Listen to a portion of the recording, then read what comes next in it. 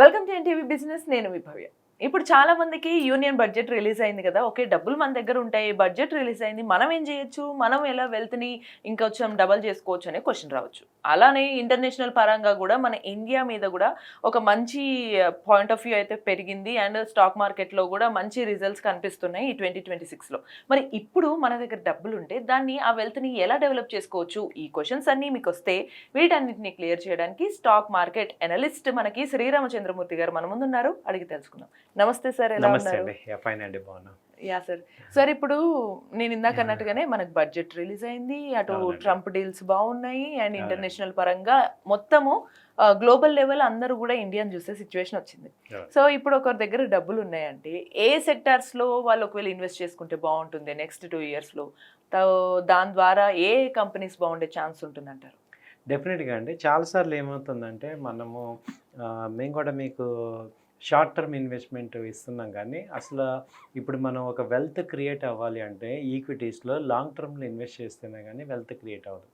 So వాటికేంటంటే ఇప్పుడు last year 2 years చూసుకుంటే 24 కానీ, 25 కానీ పెద్దగా మనకి మార్కెట్స్ మనకి రిటర్న్ ఇవ్వలేదు. ఇప్పుడు యూనియన్ బడ్జెట్‌లో కానీ, ఆ తర్వాత ట్రేడ్ డీల్ జరిగింది. సో దీనివల్ల అసలు ఏం జరుగుతుంది? సో ఏ సెక్టార్స్ బెనిఫిట్ అయ్యే ఛాన్సెస్ ఉన్నాయి అని ఓవర్ ఏ పీరియడ్ అంటే ఒక 1 ఇయర్ 2 ఇయర్స్ ఇన్వెస్ట్మెంట్లో ఏవి బాగున్నాయి, అందులో ఏ కంపెనీస్ స్పెషల్గా చూడొచ్చు అనేది మీకు ఒక సమ్మరీ లాగా ఇస్తున్నాం. ఇదేంటంటే ఒక ఎడ్యుకేషన్ పర్పస్లా తీసుకోండి. నేను ఎక్కడ కూడా మిమ్మల్ని కంపల్సరీ కొనండి అని ప్రొవోక్ చేయట్లేదు.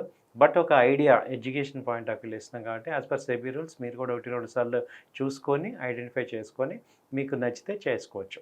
సో మీరు కూడా మీ ఫైనాన్షియల్ అనలిస్ట్ని కూడా డిస్కస్ చేసుకొని డెసిషన్ తీసుకోండి. ఈ సెక్టర్స్లో ఏంటంటే ఫస్ట్ సెక్టర్ వచ్చి డిఫెన్స్ సెక్టర్. ఇప్పుడు డిఫెన్స్లో ఏమవుతుందంటే ఆపరేషన్ సింధూర్ తర్వాత డిఫెన్స్ సెక్టరు అంతకుముందు డిఫెన్స్ ఒక రకంగా ఉంది, ఇప్పుడు ఒక రకంగా ఉంది. అయితే ఆ కంపెనీస్ అయితే ఇప్పుడు డిఫెన్స్ కంపెనీస్ అన్నీ కూడా 25లో బాగా ర్యాలీ వచ్చి తర్వాత క్రాష్ అయినాయి. ఇప్పుడు అలాంటి కంపెనీలు మళ్ళీ మొమెంటమ్ వచ్చే టైము ఈ 26 మళ్ళీ 27లో వస్తుంది. ఎందుకంటే డిఫెన్స్ బడ్జెట్ వచ్చి 20% ఎక్స్ట్రా పెంచారు. ప్లస్ రాపెల్లు కానీ కొత్త ఇమ్యూనిటీస్ అన్నీ కూడా మనం చేస్తున్నాం, కొంటున్నాం. అలాగే మన దగ్గర ఉన్న కూడా ఎక్స్పోర్ట్ చేస్తున్నాం కాబట్టి ఒక సెల్ఫ్ సఫిషియెంట్కి వచ్చేసి మళ్ళీ ఎక్స్పోర్ట్ ఓరియంటెడ్గా కూడా చేస్తున్నాం. సో అలాంటి కంపెనీస్లో డిఫెన్స్లో ఇప్పుడు ఏంటంటే బాగా ఉంది. ఈ బీడీఎల్ ఒకటి, బీఈఎల్ ఒకటి, హాల్, మెజ్గాన్, కొచ్చిన్ షిప్. ఈ కంపెనీస్లో మేజర్గా ఈ డిఫెన్స్ సెక్టర్ని మనం కొంత పర్సంటేజ్ మనం ఇన్వెస్ట్ చేసుకుంటే మంచి రిజల్ట్ వచ్చే ఛాన్సెస్ ఉన్నాయి. ఓకే. ఆ తర్వాత ఏంటంటే నెక్స్ట్ బిగ్గెస్ట్ సెక్టర్ రైల్వేలో ఏంటంటే ఇన్ఫ్రా కానీ రైలు, అలాగే రైలు సిగ్నలింగ్, లైటింగ్ ఇవన్నీ ఇప్పుడు ఏంటి హైవే కారిడార్ చెప్తున్నారు. సో ఎక్స్ప్రెస్ అంటే గూడ్స్కి కూడా స్లోగా వెళ్తున్నాయి, గూడ్స్ని కూడా హై స్పీడ్లో తీసుకెళ్ళాలి. అలాగే మామూలుగా ప్యాసింజర్ వెహికల్స్ అన్నీ కూడా హై స్పీడ్కి తీసుకెళ్ళాలి. ఇవన్నీ కూడా మనకి ఈ 26, 27లో వచ్చి మనకి బుల్లెట్ ట్రైన్స్ వస్తున్నాయి. సో ఎక్కువ వ్యాగన్స్ తయారు కావాలి, స్టేషన్స్ ఎక్కువ రావాలి, అలాగే స్టేషన్స్ కూడా సొఫిస్టికేటెడ్గా రావాలి. ఇవన్నీ వస్తున్నాయి కాబట్టి రైల్ స్టాక్స్కి కూడా అంతకుముందు ఒక రేంజ్లో వెళ్ళి మళ్ళీ ఫాల్ అయినాయి. ఇప్పుడు మళ్ళీ రైల్ స్టాక్స్కి కూడా మళ్ళీ మొమెంటం వచ్చేటట్టు ఉంది. వాటిల్లో ఏంటంటే టిటాగర్ కానీ, తర్వాత ఆర్వీఎన్ఎల్, ఇర్కాన్, ఐఆర్సిటీసీ ఈ కంపెనీస్లో కొంత మనం ప్లాన్ చేసుకోవచ్చు.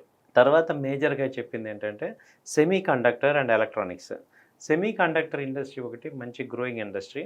మన ఇండియన్ ఓరియంటెడ్గా కండక్టర్స్ ఇప్పుడు మేకింగ్ ఇన్ ఇండియా కాన్సెప్ట్లో చేస్తున్నారు. సో వాటిల్లో ఏంటంటే మోషిప్ అని ఉంది, డిక్సన్ ఉంది, తర్వాత ఈ ఈడిఎల్ ఉంది. సో ఇవి సెమీ కండక్టర్స్లో ఇప్పుడు అవుతున్నాయి. టాటా ఎలక్సీ ఉన్నాయి. సో ఈ కంపెనీస్ సెమీ కండక్టర్స్లో కంపెనీస్లో ఈ సెక్టర్లో ఉన్న కంపెనీస్ అనమాట. తర్వాత వచ్చి ఇప్పుడు ఫార్మా మరియు హెల్త్ కేర్. ఇప్పుడు ఏంటంటే ట్రంప్ ఎప్పుడైతే ఈ గ్లోబల్గా మనకి 18% తగ్గించారో ఇప్పుడు ఫార్మా సెక్టర్స్ అన్నీ కూడా ఎక్కువ డిపెండ్ అయ్యేది యూఎస్ మార్కెట్ మీదే.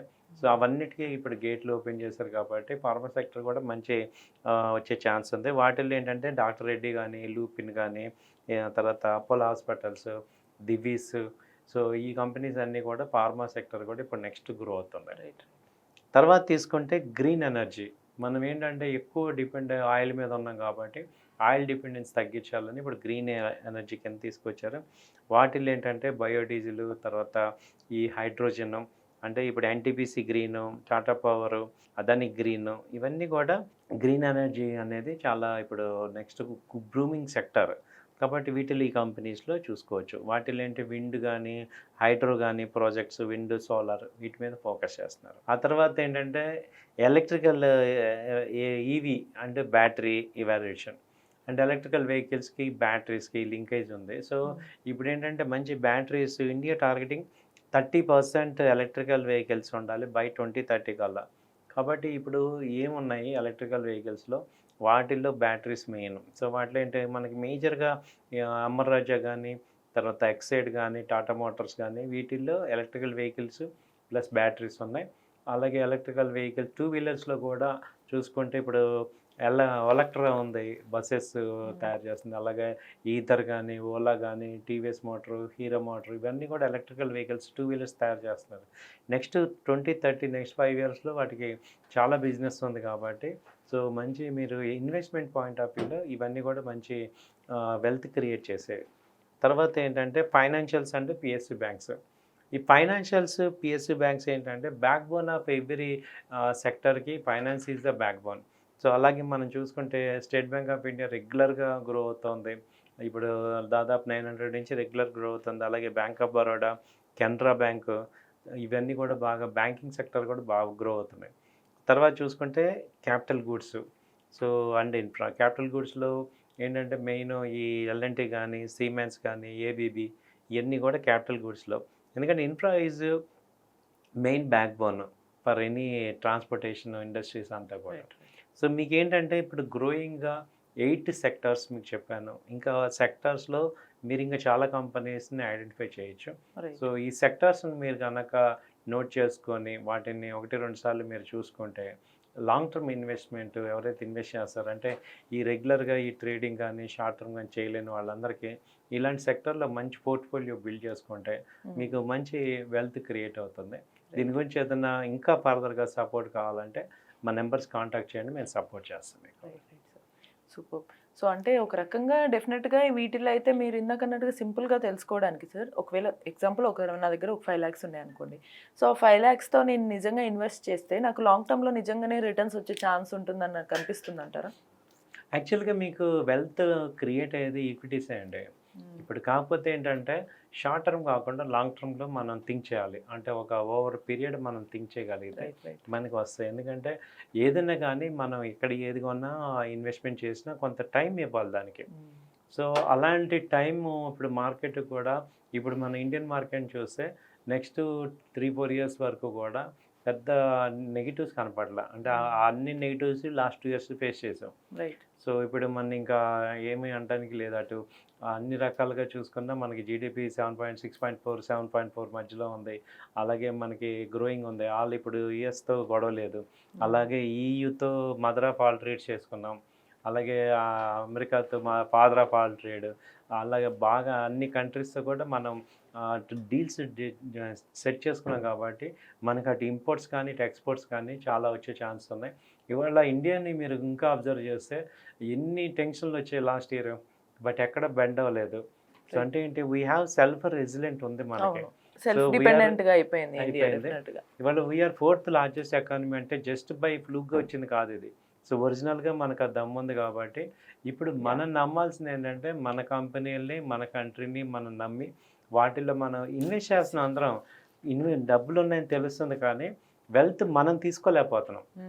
సో ఇప్పుడు మార్కెట్ డౌన్ అవ్వగానే టెన్షన్ అయిపోవటం, ఈ మార్కెట్ ఆసిలేషన్స్ ఇదైపోవటం. సో వీటన్నిటికీ ఏంటంటే మీరు ఒక పోర్ట్ఫోలియో క్రియేట్ చేసుకొని, మీరు అన్నట్టు ఒక 5 lakhs మీ దగ్గర ఉంది. సో ఈ 5 lakhs ఒక 3 years 4 years మనం హోల్డ్ చేద్దాం అని అనుకొని ఒక్కొక్క సెక్టార్లో మీరు ఏం చేయాలంటే 20% ఇన్వెస్ట్ చేయాలి. ఓకే. సో ఒకే కంపెనీలో మీరు ఒక సెక్టర్ తీసుకుంటే అంటే 5 sectors మీరు తీసుకుంటారు. ఇప్పుడు మీకు 8 sectors చెప్పాను. వీటిల్లో ఒక 5 sectors మీరు తీసుకొని ఒక్కో సెక్టర్లో 1 lakh చొప్పున ఇన్వెస్ట్ చేసుకొని అలా వదిలేయండి. సో మీకు ఈ కంపెనీలు అన్నీ మంచి కంపెనీలు మధ్యలో అప్ అండ్ డౌన్ అవుతూ ఉన్నా బట్ మంచి వెల్త్ క్రియేట్ అవుతుంది. సో మీకు ఎగ్జాంపుల్ చెప్పమంటే మీకు అసలు మంచి వెల్త్ నిజంగా 5 years బ్యాక్ తీసుకొని ఇప్పుడున్నవి చూడండి అంటే మీరు ఇప్పుడు చూసే టాప్ 100 కంపెనీస్ చూడండి, వాళ్ళ ఎస్బీఐ 1200 ఉంది, అది 5 years బ్యాక్ ఎంత ఉంది, 300 400 ఉంది, అంటే డబుల్ అయిపోయింది. అవును. అలాగే మీరు తీసుకున్న M&M చూడండి, 3 years బ్యాక్ 1400, ఇవాళ 3000 వచ్చింది. ఐషర్ మోటార్ స్ప్లిట్ అయినా కూడా మీకు ఎంత వచ్చింది, 2300 నుంచి ఇవాళ 700 వచ్చింది. ఇప్పుడు హీరో మోటార్ ఉంది, లాస్ట్ టైం 3000 ఇవాళ, అప్పుడు ఇప్పుడు 6000 అలా వచ్చింది. అంటే ఏంటి, అంత గ్రోత్ ఉన్నాయి, డబుల్ అయిపోతున్నాయి. కాబట్టి మనం అలాగే 50% డౌన్ అయిన కంపెనీలు కూడా ఉన్నాయి. సో డౌన్ అయినవి ఉన్నాయి, మీరు కామెంట్లో నేను చదివాను, పెట్టింది కూడా బాగానే, మార్కెట్ డౌన్ అయితే చాలా 50% డౌన్ అయిపోయిన కంపెనీస్ కూడా ఉన్నాయి. అయితే మనం ఏమవ్వాలంటే ఇప్పుడు పోర్ట్ఫోలియోలో మీకు కనుక ఇప్పుడు మీరు నా కామెంట్స్ రాశారు, వాటిని నేను చదివాక మీకు చెప్పేది ఏంటంటే కాస్ట్ ఏంటంటే, మీ పోర్ట్ఫోలియోలో ఏదైతే ఒక కంపెనీ 20% డౌన్ అయిందంటే ఆ ప్రైస్ నుంచి, సపోజ్ నేను 100 రూపాయల్లో కొన్నా, 20% అంటే 80 రూపీస్ వచ్చిందంటే మీరు మొత్తం సెక్టర్ని చూడండి. ఇప్పుడు ఐటీ సెక్టర్ ఉంది, ఇప్పుడు కంప్లీట్ డౌన్ అయింది, సెక్టర్ అంతా డౌన్ అయితే అది పాజిటివ్ యాడ్ చేసుకోండి. అలా కాకుండా సెక్టర్ అంతా బాగానే ఉండి ఓన్లీ నా కంపెనీలోనే, నేను ఇన్వెస్ట్ చేసిన కంపెనీలోనే డౌన్ అయిందంటే ఆ కంపెనీ ప్రాబ్లం. మీరేం న్యూస్ చూడనక్కర్లా, మీ సెక్టర్ అంతా బాగుండి ఓన్లీ కంపెనీ 20% డౌన్ అయిందంటే కంపెనీలో ప్రాబ్లం. కాబట్టి మీరు ఏం చేయాలి, అప్పుడు ఇమీడియట్గా 50% షేర్స్ ఎగ్జిట్ అయిపోండి. అంటే 20% తగ్గితే 50% ఎగ్జిట్ అయిపోండి. ఎగ్జాక్ట్లీ అంతే. మళ్ళీ ఒక 20% తగ్గితే మళ్ళీ బయటకు వచ్చేయండి. ఇప్పుడు మీరు ఇన్వెస్ట్ చేసేది టోటల్గా 20% కాబట్టి 20%లో కూడా మీకు అంటే 1 lakhలో మీకు ఎంత పోతుంది, 20%. అంటే మ్యాక్సిమం ఎంత కంపెనీ పోయినా మీకు పోయేది 20,000 25,000 లాస్ అవుతారు, కానీ టోటల్ లాస్ అవ్వరు. అవును. సో ఇప్పుడు మీరు ఒక రూల్ బేస్డ్గా మీరు పోర్ట్ఫోలియో డిజైన్ చేసుకుంటారు. అలా కాకుండా మీరేంటి, ఒకటేమో ఎక్కువ షేర్లు కొని ఒకటి తక్కువ షేర్లు కొని అలా అన్ఆర్గనైజ్డ్ పోర్ట్ఫోలియో కనుక మీరు బిల్డ్ చేస్తే మాత్రం మార్కెట్ ఫాల్ అయినప్పుడు మీరు చాలా ఇబ్బంది పడతారు. అలా కాకుండా ఆర్గనైజ్డ్గా ఒక ప్రొఫెషనల్గా కనుక బిల్డ్ చేస్తే మీకు ఒక కంపెనీ 2 కంపెనీలు పోయినా పెద్ద ఎఫెక్ట్ అవ్వదు. సో అది కాంపెన్సేట్ అవుతాయి, వేరే గ్రోయింగ్ సెక్టర్స్లో కాంపెన్సేట్ అవుతాయి.